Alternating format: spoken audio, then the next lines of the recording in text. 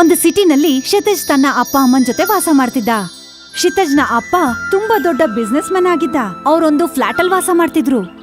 ಆ ಫ್ಲಾಟ್ ಹಿಂಭಾಗದಲ್ಲೇ ಇದ್ದಂತ ಒಂದು ಗುಡಿಸ್ಲಲ್ಲಿ ರಾಹುಲ್ ಮತ್ತೆ ಪರಿ ಅಣ್ಣ ತಂಗಿ ಇಬ್ರು ತನ್ನ ಅಪ್ಪನ್ ಜೊತೆ ಬಂದು ವಾಸ ಮಾಡ್ತಿದ್ರು. ರಾಹುಲ್ ಅಪ್ಪ ರಿಕ್ಷಾ ಓಡಿಸ್ತಿದ್ರು. ತುಂಬಾ ಕಷ್ಟಪಟ್ಟು 2 ಹೊತ್ತಿನ ಊಟಕ್ಕೆ ದುಡ್ಡು ಸಂಪಾದನೆ ಮಾಡ್ತಿದ್ರು. ರಾಹುಲ್ ಅಪ್ಪ ಬೆಳಿಗ್ಗೆ ರಿಕ್ಷಾ ತಗೊಂಡು ಹೊರಟೋಗ್ತಾ ಇದ್ರು. ಮತ್ತೆ ರಾಹುಲ್ ತನ್ನ ತಂಗಿ ಪರಿ ಜೊತೆ ಹೊರಗಡೆ ಸುತ್ತಕ್ ಹೋಗ್ತಿದ್ದ. ಅವರಿಬ್ರು ದಾರಿನಲ್ಲಿ ನಡ್ಕೊಂಡು ಹೋಗ್ತಾ ಇದ್ರು. ಅದೇ ಸಮಯಕ್ಕೆ ಕ್ಷಿತಿಜ್ ಅವನ್ ಕಣ್ಮುಂದೆ ಕಾಣಿಸ್ತಾನೆ. ಕ್ಷಿತಿಜ್ ಹತ್ರ ಒಳ್ಳೆ ಬಟ್ಟೆ, ಒಂದು ಒಳ್ಳೆ ಸೈಕಲ್ ಕೂಡ ಇತ್ತು. ಅವರಿಬ್ರು ತುಂಬಾ ಆಶ್ಚರ್ಯದಿಂದ ನೋಡ್ತಾರೆ. ಕ್ಷಿತಿಜ್ ತನ್ನ ಸೈಕಲ್ ಇಂದ ರಾಹುಲ್ಗೆ ಡಿಕ್ಕಿ ಹೊಡೆದ್ಬಿಡ್ತಾನೆ. ಏ, ನೀನ್ ಯಾಕ್ ನನ್ನ ಅಣ್ಣನ್ಗೆ ಡಿಕ್ಕಿ ಹೊಡೆದಿದ್ದು? ಹೇ ಬಿಕಾರಿ, ಏನು ಯಾಕೆ ಹಿಂಗ್ ನೋಡ್ತಿದ್ಯಾ ನನ್ನ? ನೀನು ಬೇಕು ಅಂತಾನೆ ಡಿಕ್ಕಿ ಹೊಡೆದಿದ್ದು. ಪರವಾಗಿಲ್ಲ ಬಿಡು ಪರಿ, ಏನೂ ಆಗಿಲ್ಲ.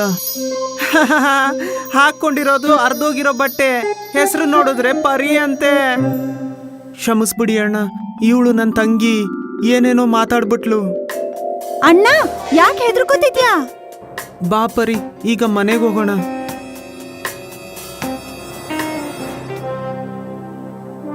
ಇಲ್ಲ, ನಾನ್ ನಿಮ್ನ ಸುಮ್ನೆ ಹೋಗೋದಕ್ ಬಿಡಲ್ಲ. ಅಣ್ಣ, ಹೇಳ್ತಿದ್ದೀನಲ್ಲ, ನಮ್ನ ಹೋಗೋದಕ್ ಬಿಡಿ ಪ್ಲೀಸ್. ಕ್ಷಿತಿಜ್ ಶ್ರೀಮಂತ್ರ ಮನೆ ಹುಡುಗ ಆಗಿದ್ದ. ಕ್ಷಿತಿಜ್ಗೆ ಪರಿ ಆಡಿದ ಮಾತಿಗೆ ಕೋಪ ಬರತ್ತೆ. ಅದಕ್ ಬದ್ಲಾಗಿ ಅವನು ಪರಿನ ಕೆಸ್ರಕ್ ತಳ್ಬಿಟ್ಟು ಅಲ್ಲಿಂದ ಹೊರಟೋಗ್ತಾನೆ.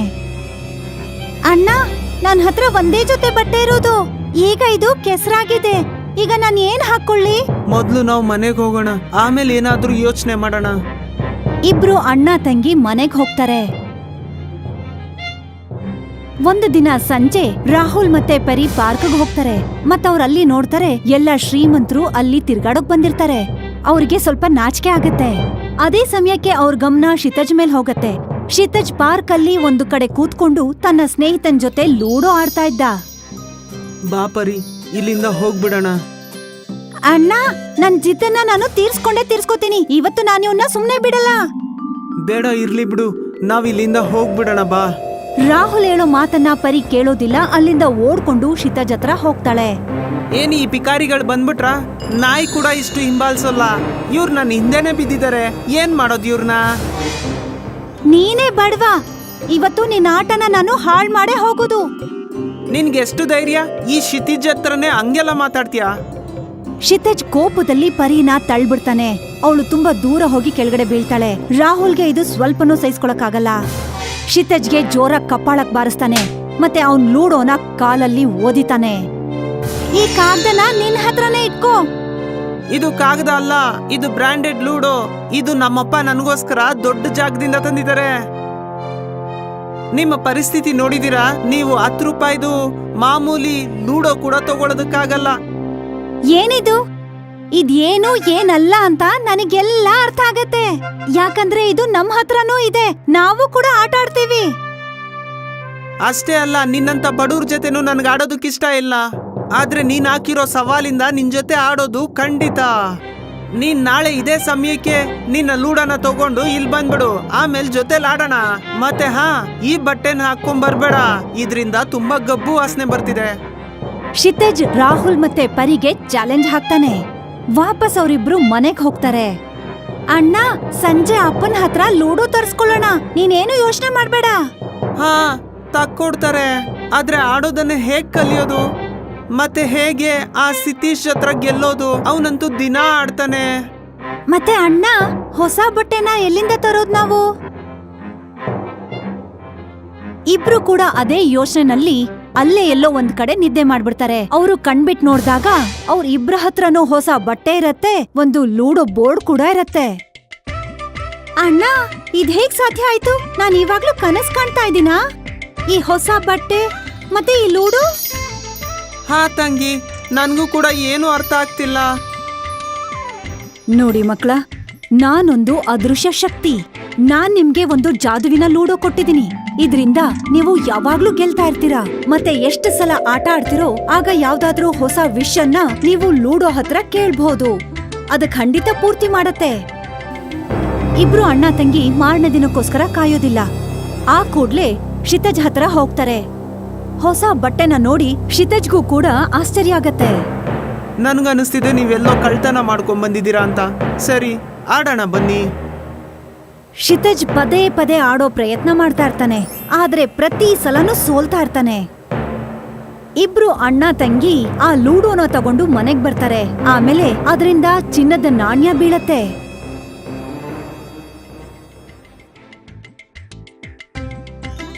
ಈಗ ಇಬ್ರು ಪ್ರತಿದಿನ ಅದನ್ನ ಆಟ ಆಡ್ತಿರ್ತಾರೆ ಮತ್ತೆ ಚಿನ್ನ ತಗೋತಿರ್ತಾರೆ. ಸ್ವಲ್ಪ ದಿನದಲ್ಲೇ ಅವ್ರ ಗುಡಿಸ್ಲು ಒಂದು ಮನೆ ಹೋಗುತ್ತೆ.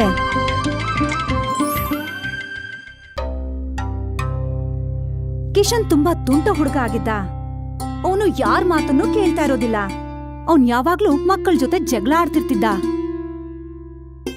ಅವನ್ ವಸ್ತುನ ಯಾವತ್ತೂ ಯಾರಿಗೂ ಕೊಡ್ತಾನೆ ಇರ್ಲಿಲ್ಲ. ಆದ್ರೆ ಅವನು ಪ್ರತಿದಿನ ರಾತ್ರಿ ಅಜ್ಜಿ ಹತ್ರ ಕತೆ ಹೇಳು ಅಂತ ಕೇಳ್ತಿದ್ದ. ಅಜ್ಜಿ ಅವನಿಗೆ ಭಗವಂತ ರಾಮ, ಶ್ರೀಕೃಷ್ಣನ ಕತೆಗಳನ್ನ ಹೇಳ್ತಾ ಇದ್ಲು ಪ್ರತಿದಿನ. ಒಂದು ದಿನ ಅಜ್ಜಿ ಸುಂದರವಾದ ಹನುಮಂತನ ಕತೆ ಹೇಳ್ತಾಳೆ.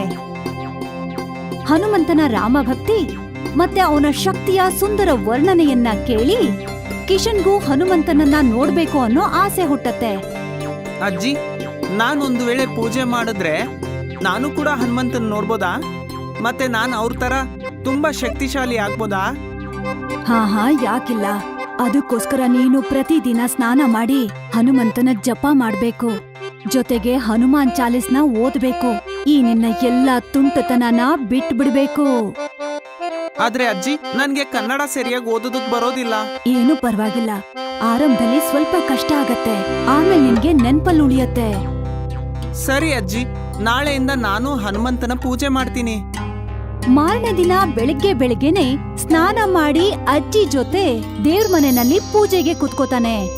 2-3 ತಿಂಗಳು ಕಳೆದ್ಮೇಲೆ, ಅಜ್ಜಿ, ಏನು ಹನುಮಂತನ ನೋಡ್ಬೋದಾ ನಾವು? ಪ್ರತಿಯೊಬ್ಬ ಮನುಷ್ಯ ಹನುಮಂತನ ನೋಡೋದಕ್ಕೆ ಸಾಧ್ಯ ಇಲ್ಲ. ನಾನಂತೂ ಹನುಮಂತನ ನೋಡ್ಲೇಬೇಕು, ಅದೇನೇ ಆಗ್ಲಿ. ಅಳ್ತಾ ಅವನು ನಿದ್ದೆ ಮಾಡ್ಬಿಡ್ತಾನೆ. ಅವನು ಅವನ್ ಕನ್ಸಲ್ಲಿ ಹನುಮಂತನ ನೋಡ್ತಾನೆ.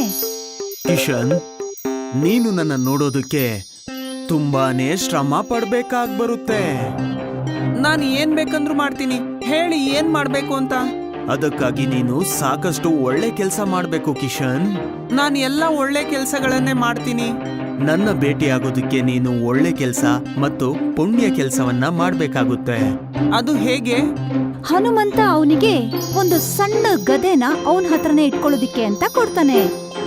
ನೀನ್ ಯಾವಾಗೆಲ್ಲ ಒಳ್ಳೆ ಕೆಲಸ ಮಾಡ್ತೀಯೋ ಆಗ ಈ ಗದೆಯ ಆಕಾರ ದೊಡ್ಡದಾಗುತ್ತೆ. ಒಂದು ವೇಳೆ ನೀನು ಕೆಟ್ಟ ಕೆಲಸ ಮಾಡಿದ್ರೆ ಈ ಗದೆಯ ಆಕಾರ ಚಿಕ್ಕದಾಗುತ್ತೆ. ಈ ಗದೆಯನ್ನ ಬರೀ ನೀನ್ ಮಾತ್ರ ನೋಡಕ್ಕಾಗೋದು. ಯಾವಾಗ ಈ ಗದೆ ನನ್ನ ಗದೆಯಷ್ಟು ದೊಡ್ಡದಾಗಿ ಬೆಳೆಯುತ್ತೋ ಆಗ ನೀನು ನನ್ನ ದರ್ಶನ ಮಾಡ್ಬೋದು. ಮತ್ತೆ ಈ ವಿಷಯವನ್ನ ನೀನು ಯಾರಿಗೂ ಹೇಳ್ಬಾರ್ದು. ಕಿಶನ್ಗೆ ನಿದ್ದೆಯಿಂದ ಎಚ್ಚರ ಆಗತ್ತೆ. ಆಗ ಅವನ್ ಪಕ್ಕದಲ್ಲೇ ಒಂದು ಸಣ್ಣ ಗದೆನ ಅವನು ನೋಡ್ತಾನೆ. ಗದೆನ ನೋಡಿ ಅವನಿಗೆ ತುಂಬಾ ಖುಷಿ ಆಗತ್ತೆ. ಅವತ್ತು ಅವನು ಸ್ಕೂಲ್ಗೆ ಹೋಗುವಾಗ ಅವ್ರ ಅಮ್ಮನಿಂದ ಸ್ವಲ್ಪ ದುಡ್ಡು ಇಸ್ಕೊತಾನೆ. ಜೋಪಾನ್ವಾಗಿಟ್ಕೋ. ಇವತ್ತು ಈ ದುಡ್ಡಿಂದ ನಾನು ನನಗೋಸ್ಕರ ಒಂದು ಬಾಲ್ ತಗೊಂತೀನಿ. ದುಡ್ಡನ್ನ ತಗೊಂಡು ಅವನು ಮಾರ್ಕೆಟ್ಗೆ ಹೋಗ್ತಾ ಇದ್ದ. ಅದೇ ಸಮಯದಲ್ಲಿ ಅವನ ಸ್ನೇಹಿತ ಅಶೋಕ್ ತಾಯಿ ಸಿಗ್ತಾಳೆ.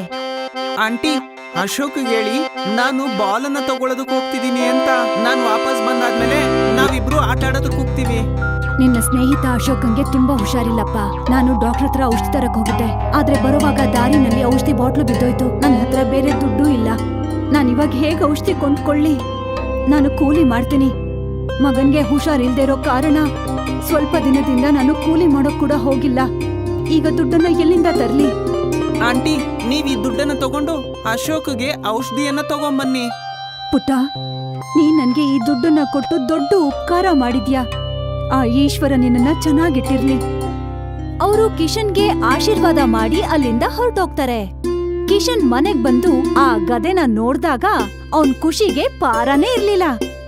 ಒಂದು ದಿನ ಸ್ಕೂಲಿಂದ ವಾಪಸ್ ಬರೋ ಸಮಯದಲ್ಲಿ ಅವನು ನೋಡ್ತಾನೆ, ಪೋಸ್ಟ್ ಮ್ಯಾನ್ ದಾಮೋದರ್ ಸುಡೋ ಅಂತ ಬಿಸ್ಲಲ್ಲಿ ತನ್ನ ಬ್ಯಾಗ್ ಅನ್ನ ಹೆಗ್ಲಿಗ್ ನೇತಾಕೊಂಡು ಪತ್ರ ಹಂಚುತ್ತಿದ್ದ. ಬಿಸ್ಲು ಜಾಸ್ತಿ ಇದ್ದಿದ್ದಕ್ಕೆ ಪದೇ ಪದೇ ಅವನು ಶೆಕೆ ನೀರು ಒರೆಸ್ಕೊತಿದ್ದ. ಅಂಕಲ್, ನಿಮ್ ಬಟ್ಟೆ ಅಂತೂ ಬೆವರಿಂದ ಒದ್ದೆ ಆಗಿದೆ. ನಿಮ್ ಹತ್ರ ಕೊಡೆ ಇಲ್ವಾ? ಮಗು, ನಮ್ ಮನೇಲಿ ಒಂದೇ ಕೊಡೆ ಇದೆ, ಮತ್ತೆ ಅದನ್ನ ನನ್ ಮಗ ತಗೊಂಡೋಗ್ತಾನೆ. ಅಂಕಲ್, ನೀವ್ ಯಾಕೆ ಹೊಸ ಕೊಡೆ ತಗೊಳ್ತಿಲ್ಲ? ದಾಮೋದರ್ ನಗ್ತಾ ಇದ್ದ. ಸರಿ ಅಂಕಲ್, ಹೊಸ ಛತ್ರಿ ಎಷ್ಟಕ್ಕೆ ಸಿಗುತ್ತೆ? ಅಯ್ಯೋ ಮಗು, ಹೆಚ್ಚು ಕಡಿಮೆ ಒಂದು 4-5 ರೂಪಾಯಿ ಆದ್ರೂ ಆಗುತ್ತೆ.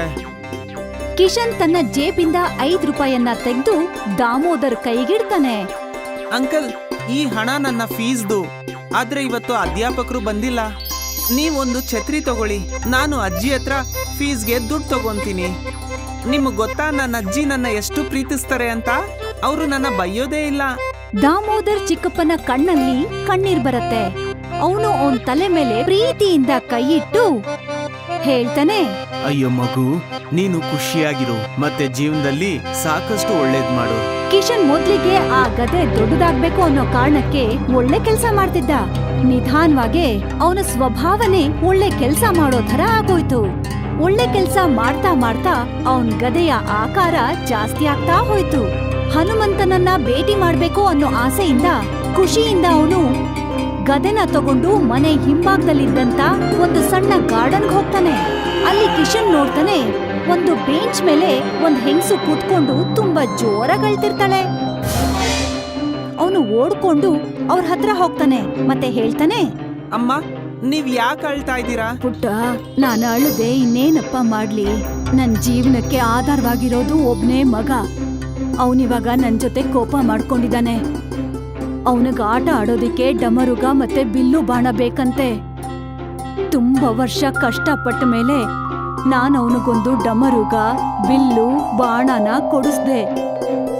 ಆದ್ರೆ ಇವಾಗ ಅವನ್ ಡಮರುಗ, ಬಿಲ್ಲು, ಬಾಣ ಹಳೇದಾಗೋಗಿದೆ. ಅದಕ್ಕೆ ಅವನು ಬೆಳಗ್ಗೆಯಿಂದ ಅಳ್ತಾ ಇದ್ದಾನೆ. ನನ್ನ ಹತ್ರ ಅಂತೂ ಹನುಮಂತನ ದಿವ್ಯ ಗದೆ ಇದೆ. ಒಂದು ವೇಳೆ ನಾನು ಇದನ್ನ ಕೊಟ್ಬಿಟ್ರೆ ನಾನು ಹನುಮಂತನ ನೋಡೋದಕ್ಕೆ ಆಗಲ್ಲ. ಏನು ತೊಂದ್ರೆ ಇಲ್ಲ, ನಾನು ಹನುಮಂತನ್ಗೆ ಹೇಳ್ತೀನಿ ನನ್ಗೆ ಇನ್ನೊಂದು ಗದೆ ಕೊಡಿ ಅಂತ. ಅದನ್ನ ಮತ್ತೆ ಒಳ್ಳೆ ಕೆಲಸ ಮಾಡ್ತಾ ದೊಡ್ಡದ್ ಮಾಡ್ತೀನಿ. ಅಮ್ಮ, ನೀವು ಅಳ್ಬೇಡಿ, ನನ್ನ ಹತ್ರ ಒಂದು ಗದೆ ಇದೆ, ನೀವ್ ಇದನ್ನ ತಗೊಳ್ಳಿ, ಮತ್ತೆ ನಿಮ್ಮ ಮಗನ ಕೊಡಿ. ಬಹುಶಃ ಅವನು ಸುಮ್ನಾಗ್ಬೋದು. ಪುಟ್ಟ, ಇದು ನಿನ್ ಗದೆ ಅಲ್ವೇನಪ್ಪ? ನೀನ್ ಹೇಗ್ ಆಟ ಆಡ್ತೀಯ? ನೀನ್ ಇದನ್ನ ನನಗ್ ಕೊಟ್ರೆ ನಿನಗ್ ದುಃಖ ಆಗಲ್ವಾ? ನನ್ಗೆ ದುಃಖ ಆಗಲ್ಲ ಅಮ್ಮ, ನಾನು ದೊಡ್ಡವನಾಗಿದ್ದೀನಿ, ಬೇರೆ ಯಾವ್ದಾದ್ರೂ ಆಟಿಕೆಯಿಂದ ಆಟ ಆಡ್ಕೊಂತೀನಿ. ಆದ್ರೆ ನಿಮ್ಮ ಮಗ ಚಿಕ್ಕವನಲ್ವಾ, ಅವನ ಆಸೆ ಈಡೇರಿದ್ರೆ ಅವನ್ಗೆ ಖುಷಿ ಆಗುತ್ತೆ. ಹಾಗಾಗಿ ನನ್ನ ಈ ಗದೆನ ನೀವ್ ತಗೊಳ್ಳಿ. ಆ ಅಜ್ಜಿ ಗದೆನ ತಗೊಂಡು ಅವನಿಗೆ ತುಂಬಾ ಆಶೀರ್ವಾದ ಮಾಡ್ತಾಳೆ. ಹನುಮಂತ ಹೇಳಿದ ಮಾತನ್ನ ಕಿಶನ್ ಯೋಚನೆ ಮಾಡ್ತಾನೆ, ಈ ಗದೆ ಕೇವಲ ನನಗ್ ಮಾತ್ರ ಕಾಣಿಸೋದು ಅಂತ. ಆದ್ರೆ ಇರ್ಲಿ ಬಿಡು, ಒಳ್ಳೇದಾಯ್ತಲ್ವಾ? ವಯಸ್ಸಾದ ಮುತ್ಕಿಗೆ ತುಂಬಾ ಖುಷಿ ಆಗತ್ತೆ. ಪ್ರೀತಿಯಿಂದ ಕಿಶನ್ ಕಣ್ಮೇಲೆ ಕೈ ಆಡಿಸ್ತಾಳೆ. ಕಿಶನ್ ಕಣ್ಗಳು ಮುಚ್ಚೋಗತ್ತೆ. ಅವನಿಗೆ ಹನುಮಂತ ಕಾಣಿಸ್ತಾನೆ. ಹನುಮಂತ ಹೇಗಿದ್ದ ಅಂದ್ರೆ ಅಜ್ಜಿ ಹೇಗೆ ವರ್ಣನೆ ಮಾಡಿದ್ಲು ಹಾಗೇನೆ ಇದ್ದ. ಆದ್ರೆ ಆ ವರ್ಣನೆಗಿಂತ ಎಷ್ಟೋ ಪಾಲು ಚೆನ್ನಾಗಿದ್ದ ಹನುಮಂತ. ಕಿಶನ್ ಯಾವಾಗ ಕಣ್ಬಿಟ್ ನೋಡ್ತಾನೋ ಕನ್ಸಲ್ಲಿ ಕಾಣ್ತಾ ಇದ್ದಂತ ಹನುಮಂತ ಅವನ್ ಕಣ್ಣೆದುರುಗಡೆನೆ ಬಂದು ನಿಂತಿರ್ತಾನೆ. ಮಗು, ಯಾರೆಲ್ಲ ಒಳ್ಳೆ ಕೆಲಸ ಮಾಡ್ತಾರೋ ಅವರು ನನ್ನನ್ನು ನೋಡೋದಕ್ಕೆ ಬೇರೆ ಎಲ್ಲೋ ಹುಡ್ಕೊಂಡೋಗೋ ಅಗತ್ಯ ಇಲ್ಲ. ಆ ವ್ಯಕ್ತಿಗಳ ಹೃದಯದಲ್ಲೇ ನಾನು ನೆಲೆಯಾಗಿರ್ತೀನಿ. ನೀನೇನಾದ್ರೂ ಇದೇ ರೀತಿ ನಿನ್ನ ಜೀವನ ಪೂರ್ತಿ ಒಳ್ಳೇದ್ ಮಾಡ್ತಾ ಇದ್ರೆ ಆಗ ಹನುಮಂತ ಯಾವಾಗ್ಲೂ ನಿನ್ ಜೊತೆನೇ ಇರ್ತಾನೆ. ಇಷ್ಟನ್ನ ಹೇಳಿ ಹನುಮಂತ ಅದೃಶ್ಯ ಆಗ್ತಾನೆ. ಆದ್ರೆ ಅವನ ಚಿನ್ನದ ಗದೆ ಅಲ್ಲೇ ಇತ್ತು.